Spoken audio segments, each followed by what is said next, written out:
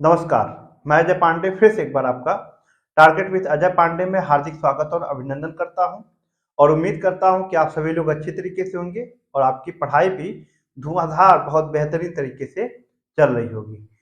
इसी क्रम में मित्रों, आज हम आपको पढ़ाएंगे एक नया टॉपिक जिसका नाम है हृदय स्पंदन, जिसे हम हृदय की धड़कन या हार्ट बीट भी कहते हैं।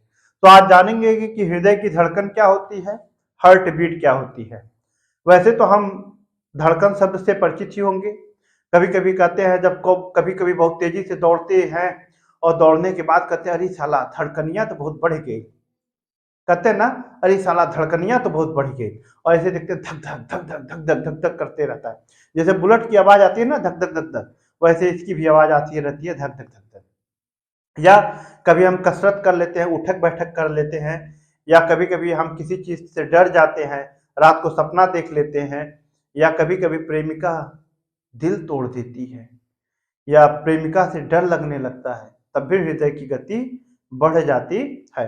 और इसी पे देखिए, धड़कन शब्द भी कितना मशहूर है। इस पे कई सारी मूवी भी बन गई हैं, जैसे धड़कन, तुम दिल की धड़कन में रहते हो, या धड़कन धड़कन गाने भी हैं। तो चलिए ठीक है, अब ज्यादा गाना मत गुनगुनाइए, उधर दिमाग में मत ले जाइए। अब अपने धड़कन पर लाते हैं और सुनते हैं धड़कन को। देखिए, हम सभी लोग जानते हैं कि हमारे शरीर के अंदर या एक स्वस्थ सामान्य व्यक्ति के अंदर 5 से 6 लीटर ब्लड होता है। कितना? एक सामान्य स्वस्थ व्यक्ति के अंदर 5 से 6 लीटर कितना होता है भाई? 5 से 6 लीटर। अगर हम बात करें, एक सामान्य स्वस्थ व्यक्ति है तो उसके अंदर 5 से 6 लीटर ब्लड होता है। कितना होता है? 5 से 6 लीटर ब्लड होता है। और ध्यान दीजिएगा, इसके पहले हमने आपको ब्लड पढ़ा दिया है और उसके बाद हमने आपको ब्लड वेसल्स यानी रुधिर वाहिकाएं, और इसके बाद हमने आपको दिल अर्थात आपका हृदय, आप उसके विषय में भी हमने बता दिया है। 3 वीडियो हम इसके पहले बना चुके हैं, और यदि आपने उस वीडियो को नहीं देखा है तो प्लेलिस्ट में जाकर उस वीडियो को जरूर देख लीजिएगा, आपको एक अच्छा लाभ मिलेगा। अब सुनते हैं। हमने अभी बताया कि एक सामान्य स्वस्थ व्यक्ति के अंदर 5 से 6 लीटर ब्लड होता है, और उस ब्लड को हमारे पूरे शरीर के अंदर दौड़ाने का काम ब्लड क्या करता है? हमारे शरीर के अंदर देखिए घूमता रहता है, और उस ब्लड को हमारे शरीर के अंदर घुमाने का काम कौन करता है? हृदय। हृदय के विषय में हम पढ़ चुके हैं। उसको फैलाने का, उसको दौड़ाने का काम कौन कर रहा है? हृदय। इसलिए हृदय को हम टुल्लू पंप भी कह देते हैं, या मोटर भी कह देते हैं, समरसेबुल भी कह देते हैं, जो समझ में आए वो कह दीजिए। मोटर, समरसेबुल, टुल्लू पंप कहते हैं। ये क्या करता है कि एक तरफ से हमारे सभी अंगों से, हमारे शरीर के सभी अंगों से ब्लड को लेता है, और फिर वह ब्लड जाता है हमारे फेफड़े तक, और फेफड़े से फिर जाता है हमारे हृदय के अंदर, और हृदय क्या करता है? फिर उसको सभी अंगों तक पहुंचाता है। इतनी बात आपको समझ में आ गई होगी। अब सुनिए, अब ये जो है कि जब हमारे हृदय के अंदर ब्लड आता है तो उस समय हमारा हृदय फैलता है। सुनिएगा, यहाँ पे देखिएगा, यह हमारा हृदय का एक सामान्य सा संरचना है। इस वाले भाग को हम राइट एट्रियम या दाहिना आलिंद कहते हैं, इसे दाहिना निलय कहते हैं, इसे बायां आलिंद, इसे बायां निलय कहते हैं। हमारे जब शरीर के सभी अंगों से ब्लड आता है तो यह जो है हमारे राइट एट्रियम यानी कि दाहिने आलिंद में आता है। और किससे आता है? प्री केबल्स और पोस्ट केबल वेन्स के द्वारा, यानी अग्र महाधमनी और पश्च महाधमनी के द्वारा हमारे राइट एट्रियम में पूरे शरीर से ब्लड आता है। तो जब आता है तो उस समय हमारा राइट एट्रियम क्या होता है? फैल जाता है। ये क्या होता है? फैल जाता है। और फैलेगा तो इसके अंदर ज्यादा जगह बन जाएगी, और ज्यादा जगह बन जाएगी तो इसमें ब्लड आ जाएगा। और सुनिएगा, फिर इसके अंदर जब ब्लड आ जाता है तो ये क्या करता है? ये सिकुड़ता है। ये सिकुड़ेगा तो ये ब्लड इस राइट वेंट्रिकल में आ जाता है, और राइट वेंट्रिकल उस समय फैल जाता है। ये सिकुड़ेगा तो ये फैलेगा, और ये फैलेगा तो इसमें ब्लड पूरा आ जाएगा। ठीक है। अब देखिए, राइट वेंट्रिकल से ब्लड कहाँ जाता है?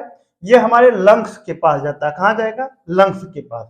तो राइट वेंट्रिकल से पल्मोनरी धमनी निकलती है, जिसे पल्मोनरी आर्टरी कहते हैं। और तब ये जब राइट वेंट्रिकल जब सिकुड़ेगा, जब राइट वेंट्रिकल सिकुड़ता है तो पल्मोनरी धमनी के द्वारा हमारा जो ब्लड है वो लंग्स के पास जाता है, और लंग्स के पास जाके क्या करता है कि लंग्स के पास जा करके वहां पे उसको कार्बन डाइऑक्साइड देता है और ऑक्सीजन गैस लंग्स से ले लेता है, और फिर ऑक्सीजन वहां से लंग्स से ऑक्सीजन लेकर के पल्मोनरी वेन के द्वारा, किसके द्वारा, पल्मोनरी वेन के द्वारा हमारे लेफ्ट एट्रियम यानी कि बाएं आलिंद में आ जाता है। ठीक है, और जब बाएं आलिंद में आने वाला होता है तो उसमें हमारा बायां आलिंद क्या करता है, फैला रहता है कि सिकुड़ा रहेगा। अरे पागल, सिकुड़ा रहेगा तो कैसे ब्लड आएगा, ये क्या करता है, फैल जाता है, और फैला रहता है तो उसमें ब्लड आ जाता है। एकदम बकलोले हो क्या। अब सुनो, अब इसमें ब्लड आ गया, और फिर जब यह लेफ्ट एट्रियम जब सिकुड़ेगा, जब यह सिकुड़ेगा तो यह फैल जाएगा, और जब यह फैल जाएगा तो इसमें से ब्लड इसमें आ जाता है।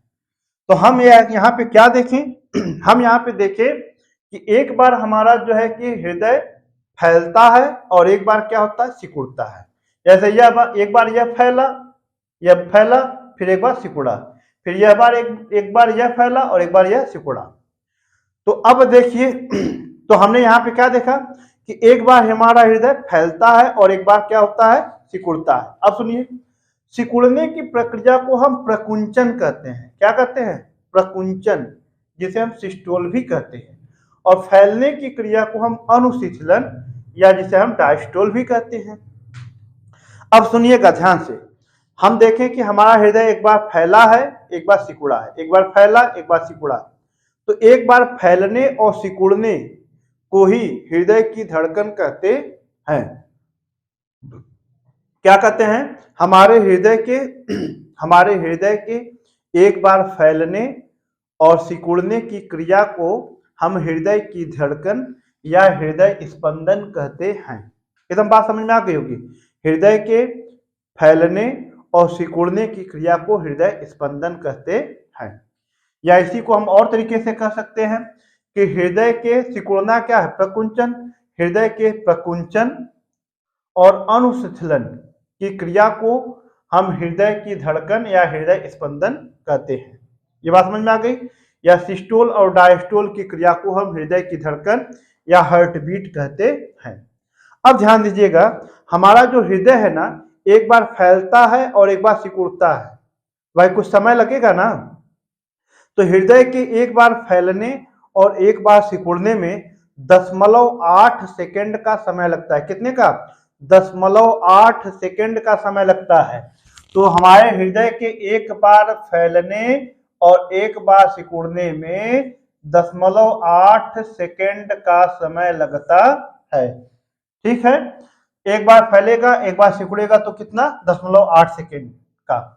अर्थात हमारा जो हृदय है या एक स्वस्थ व्यक्ति का जो हृदय होता है वह एक मिनट में 72 से 75 बार धड़कता है। कितनी बार, एक मिनट में 72 से 75 बार धड़कता है।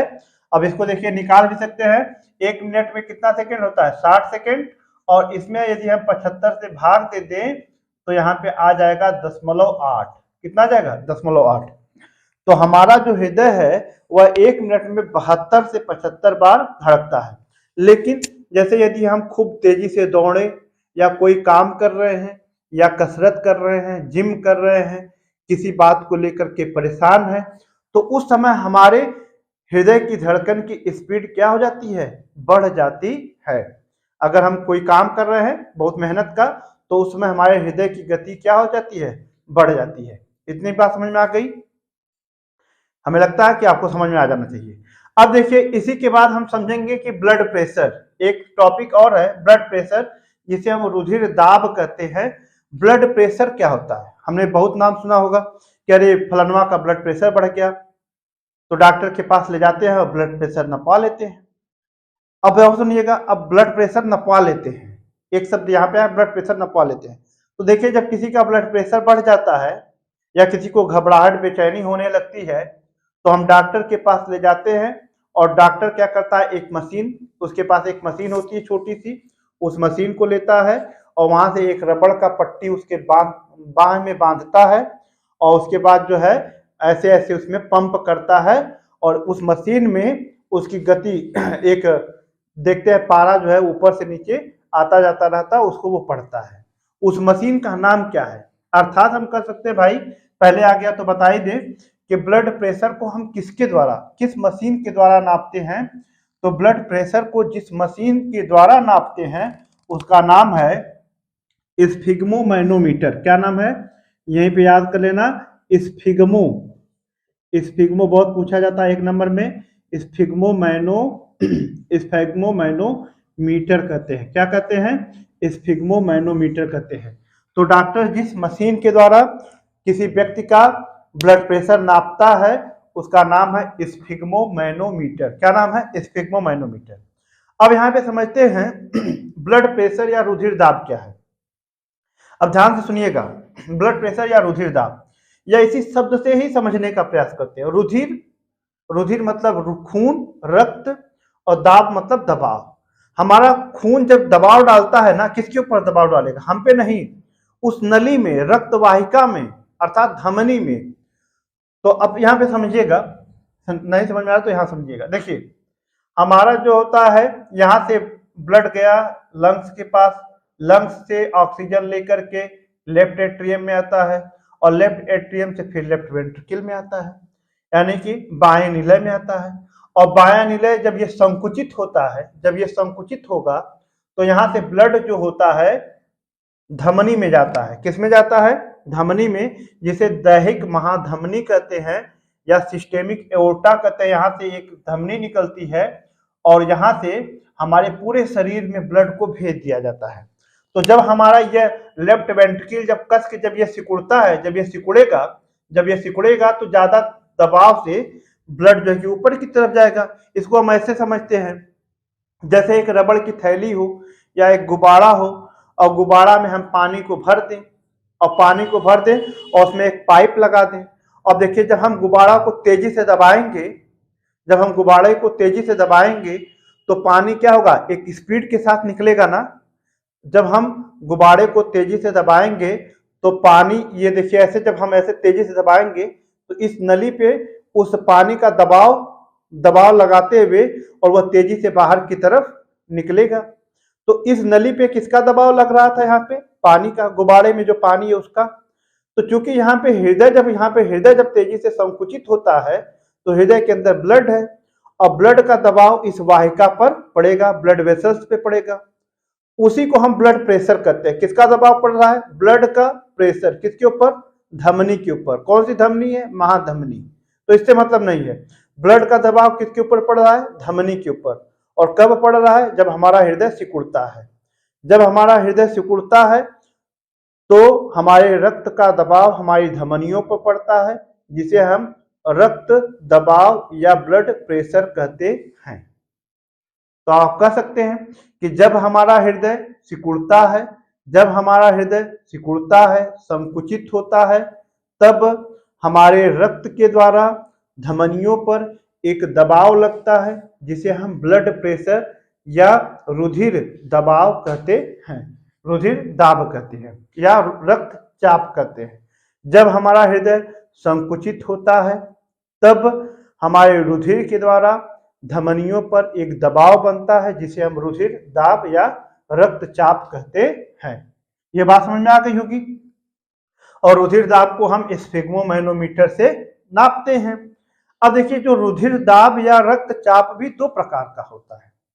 अब देखिए ऐसा नहीं है कि एक बार जब हमारा हृदय संकुचित होता है तभी धमनियों में ब्लड जाता है। जब वो शिथिलन होता है, शिथिलन की अवस्था में भी ब्लड जाता है लेकिन जब संकुचित होता है तो थोड़ा तेजी से ब्लड जाता है, और जब शिथिलन होता है तो थोड़ा सा कम दबाव के साथ ब्लड जाता है। जब संकुचित, जब ऐसे झटका मारेंगे तो तेजी से ब्लड, और जब थोड़ा सा फैलेगा तो कम तेजी से ब्लड जाएगा, लेकिन ब्लड तो निरंतर जाता रहता है। अब देखिएगा रुधिर दबाव भी 2 प्रकार का होता है। एक है प्रंकुचन रुधिर दाब। रुधिर दाब कितने प्रकार का? 2 प्रकार का। एक है नंबर 1 प्रंकुचन रुधिर दाब, जिसे सिस्टोलिक ब्लड प्रेशर कहते हैं। और प्रंकुचन रुधिर दाब में क्या होता है यहाँ पे क्या होता है, हमारी जो यहाँ पे हृदय क्या हो रहा है, यहाँ पे हृदय सिकुड़ रहा है, संकुचित हो रहा है। तो जब यहाँ पे प्रंकुचन रुधिर दाब में क्या लिखेंगे, क्या समझेंगे? जब हमारा हृदय संकुचित होता है और उसके संकुचन से रुधिर का हमारी धमनी पर जो दबाव पड़ता है उसे हम प्रंकुचन रुधिर दाब कहते हैं या सिस्टोलिक ब्लड प्रेशर कहते हैं। और अनुशीतलन रुधिर दाब है दूसरा। तो जब हमारा हृदय शिथिलता में आएगा, फैलता है या अनुशीतलन की अवस्था में आता है, तब उस समय हमारी धमनियों पे रुधिर के द्वारा जो दबाव लगता है उसे हम अनुशीतलन रुधिर दाब कहते हैं। अर्थात जब हमारा हृदय अनुशीतलन की परिस्थिति में होता है, तब हमारे रुधिर के द्वारा धमनियों पर लगाए गए दाब को हम अनुशीतलन रुधिर दाब या डायस्टोलिक ब्लड प्रेशर कहते हैं।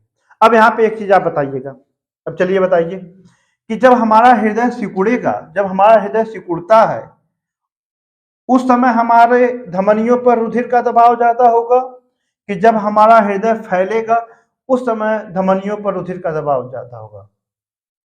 तो आप जरूर कहेंगे कि जब सिकुड़ता है, जब ये सिकुड़ेगा, जब इसको दबाएंगे तो हमारी धमनियों पर रुधिर का दबाव ज्यादा होगा।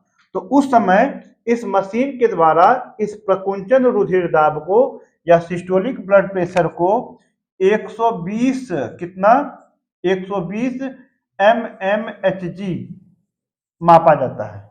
ठीक है, तो सिस्टोलिक ब्लड प्रेशर कितना होता है? 120 mmHg, मिलीमीटर पारा। ब्लड प्रेशर, ब्लड के प्रेशर को हम मिलीमीटर Hg में नापते हैं। तो सिस्टोलिक ब्लड प्रेशर चूंकि ज्यादा होता है उस समय ब्लड का प्रेशर ज्यादा होगा, जिसे हम 120 mmHg होगा।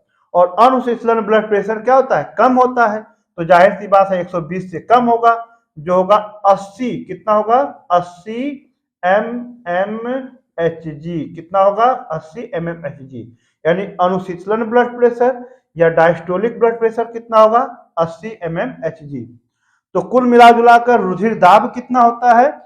रुधिर दाब होता है, अगर हमें रुधिर दाब को लिखना हो तो हम कह सकते हैं रुधिर दाब होता है 120/80 mmHg। तो रुधिर दाब कितना होता है? 120/80 mmHg। उम्मीद है कि आपको समझ में आया होगा। और कोई शिकायत हो, कोई दिक्कत हो तो आप कमेंट करके जरूर बताइएगा। यदि आपको अच्छा लगा तब भी कमेंट करके बताइएगा। तो वीडियो को लाइक करिए, सब्सक्राइब करिए और शेयर करिए, जिससे हमारा उत्साह बना रहे और हम आपके लिए कुछ और अच्छा कर सकें। तब तक के लिए धन्यवाद।